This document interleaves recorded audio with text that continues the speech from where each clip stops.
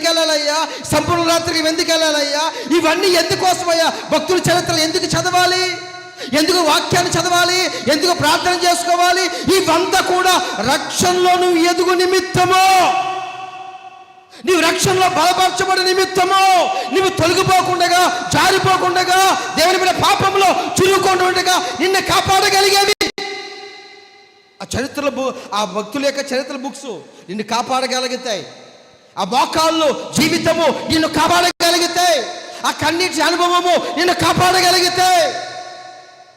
ఎంతమంది రక్షణలో దేవుని మీద ఎదుగుతున్నాము.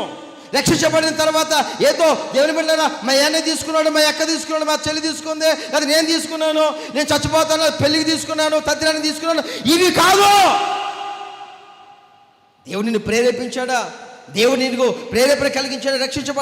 రక్షించబడిన నీవు రక్షణ ఎంతమంది రక్షణలో ఎదగగలుగుతున్నారు, కాపాడగలుగుతున్నాడు. రక్షించబడ్డాడండి పాపంలో జురుకున్నాడు, రక్షించబడ్డాడండి తాగుతున్నాడు, రక్షించబడ్డాడు పేకాట ఆడుతున్నాడు, రక్షించబడ్డాడు లోకములో జురుకుంటున్నాడు. ఇది కాదు నీ సాక్ష్యము.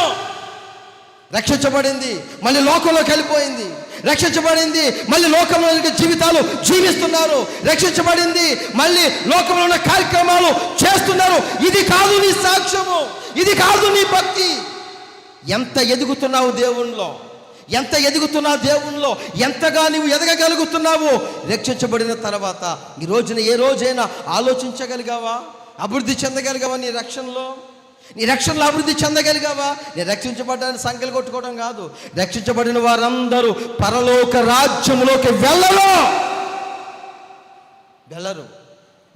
నేను రక్షించబడ్డాను కదా అంటే నేను వెళ్ళను. రక్షించబడిన నేను నా రక్షణ విషయంలో ఎంత ఎదిగాను, ఎంత కాపాడుకోగలిగాను,